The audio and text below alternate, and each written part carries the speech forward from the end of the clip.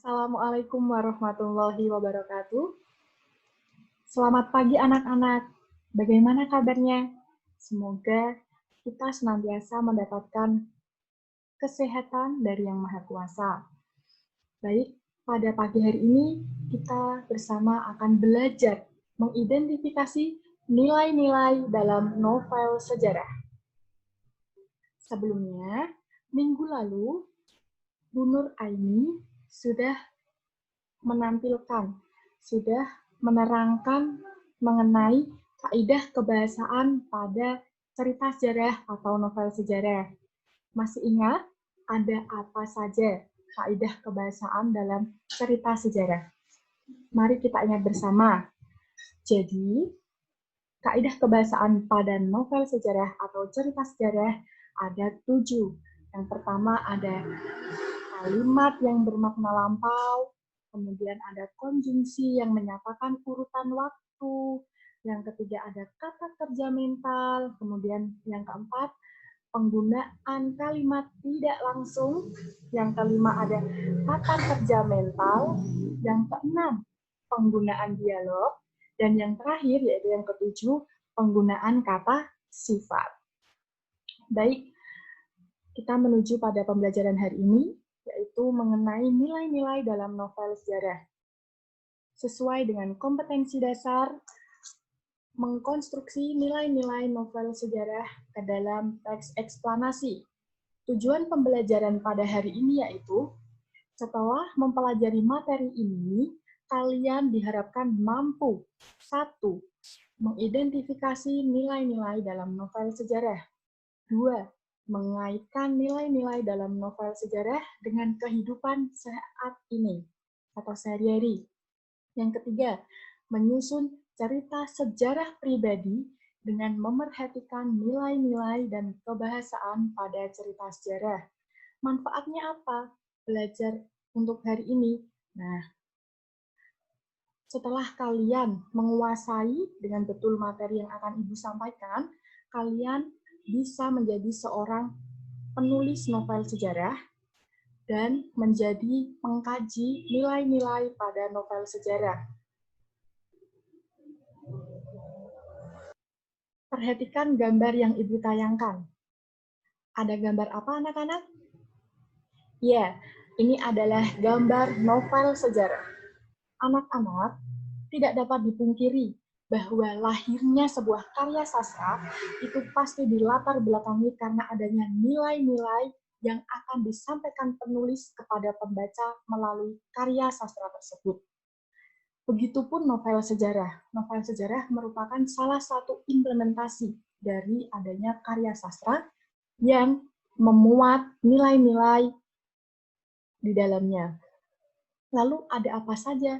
Biasanya pada karya sastra itu terdapat 5 nilai yang terkandung di dalamnya. Jadi nilai ini disampaikan oleh penulis secara implisit pada cerita yang disajikan. Yang pertama ada nilai budaya, kemudian ada nilai moral, yang ketiga ada nilai agama, dilanjut yang keempat ada nilai sosial, dan yang terakhir ada nilai estetis. Coba kita perhatikan kutipan novel sejarah Gugur Bunga Kedaton halaman 305 berikut ini. Hidup rukun saling menyayangi dan mengasihi bagai satu tubuh yang bersatu. Bila ada yang tersakiti, maka bagian tubuh lain pun akan terasa sakit pula. Nah, pada kutipan ini, nilai apa yang muncul? Coba kita perhatikan. Hidup rukun saling menyayangi dan mengasihi. Kita fokus pada yang dilingkari merah ya anak-anak. Nah, hidup rukun dan saling menyayangi dan mengasihi, ini merupakan salah satu implementasi budaya yang ada di sekitar kita untuk saling hidup rukun dan saling menyayangi, mengasihi kepada sesama. Jadi dapat disimpulkan bahwa nilai budaya adalah nilai yang dapat memberikan atau mengandung hubungan yang mendalam dengan suatu masyarakat, peradaban, dan kebudayaan atau kebudayaan. Selanjutnya, ada kutipan dari novel Bumi Manusia, halaman 77 sampai 78. Pada waktu itu, betul An, pada waktu itu segala dari papamu aku hormati, aku ingat-ingat dan aku jadikan pegangan. Perhatikan baik-baik, nilai apa yang muncul pada kutipan novel Bumi Manusia ini? Telah Ibu tayangkan. Ada kata aku hormati. Nah, di sini pada waktu itu segala dari papamu aku hormati. Nilai apa? Nilai apa ini? Ternyata nilai moral.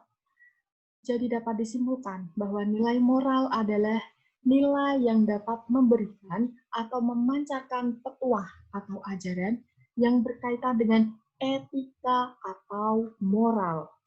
Itu ya anak-anak. Jadi tadi dalam kutipan novel Bumi Manusia terdapat salah satu nilai moral yang ditulis secara implisit oleh penulis kepada pembaca. Selanjutnya kutipan dari novel Dahlan, halaman 174. Meskipun dalam pertemuan alim ulama itu masih terjadi silang pendapat, aku bersyukur karena musyawarah tetap berjalan lancar tanpa halangan.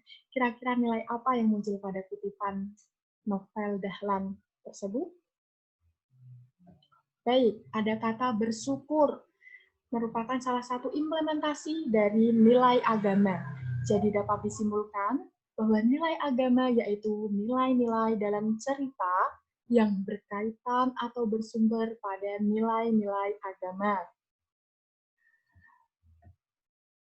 Yang selanjutnya ada kutipan dari novel Bumi Manusia lagi, namun ini halaman 118.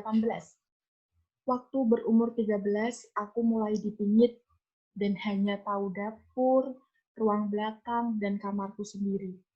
Teman-teman lain sudah pada dikawinkan. Kalau ada tetangga atau sanak datang, baru kurasai diri berada di luar rumah seperti masa kanak-kanak dulu. Malah duduk di pendopo, aku tidak diperkenankan. Menginjak lantainya pun tidak. Nah, dari kutipan tersebut, kira-kira nilai apa yang muncul? Coba kita perhatikan. Waktu berumur 13, aku mulai dipingit dan hanya tahu dapur, ruang belakang, dan kamarku sendiri. Teman-temanku lain sudah pada dikawinkan. Kira-kira nilai apa anak-anak? Coba. Ternyata nilai sosial. Nilai sosial dari adanya kehidupan pada zaman dahulu yang ditulis oleh penulis novel Bumi Manusia kepada pembaca. Jadi ini merupakan sebuah gambaran kehidupan zaman dulu bahwa perempuan yang sudah berumur 13 tahun memang sudah saatnya untuk dipingit dan hanya tahu dapur, ruang belakang, dan kamar saja. Namun berbeda ya dengan keadaannya sekarang. Jadi dapat disimpulkan bahwa nilai sosial pada sebuah karya sastra yaitu novel sejarah adalah nilai yang berkaitan dengan tata pergaulan antara individu dalam masyarakat. Selanjutnya, coba kita perhatikan bersama kutipan novel sejarah Habis Gelap Terbitlah Terang, halaman 39. Ingin benar hati saya berkenalan dengan seorang anak gadis modern. Gadis yang berani, yang sanggup tegak sendiri. Gadis yang disukai hati jantung saya.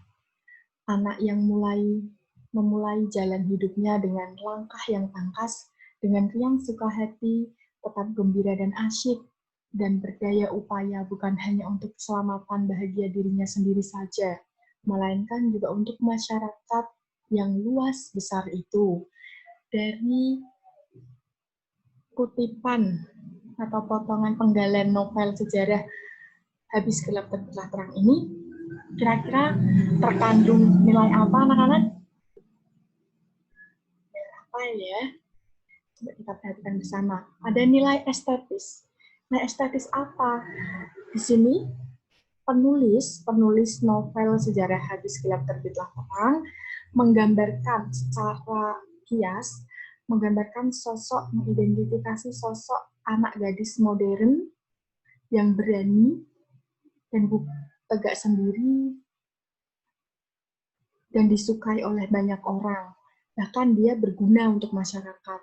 Nah, biasanya nilai estetis ini kita temui untuk mengidentifikasi suatu objek, baik itu manusia, lingkungan. Biasanya kita kalau membaca karya sastra itu terdapat pada suatu pagi burung-burung berkicau, gitu. Terus ada matahari bersinar, bersenyum kepadaku. Nah, itu termasuk nilai estetis yang menggambarkan atau mengidentifikasikan suatu objek, gitu ya.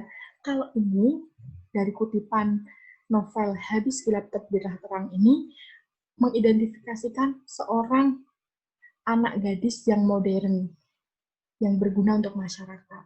Nah, si penulis menyajikan dengan bahasa yang sangat luas, jadi seakan-akan pembaca bisa melihat sosok yang telah diidentifikasi, yang telah dideskripsikan oleh penulis tersebut. Jika mendeskripsikan atau nilai estetisnya itu pada suatu pemandangan atau suatu tempat, berarti seakan-akan pembaca itu larut, pembaca itu ikut serta melihat keindahan yang telah dideskripsikan oleh penulis dalam cerita tersebut. Jadi dapat disimpulkan bahwa nilai estetis yaitu nilai yang berkaitan dengan keindahan, baik keindahan struktur pembangun cerita, fakta cerita, maupun teknik penyajian cerita.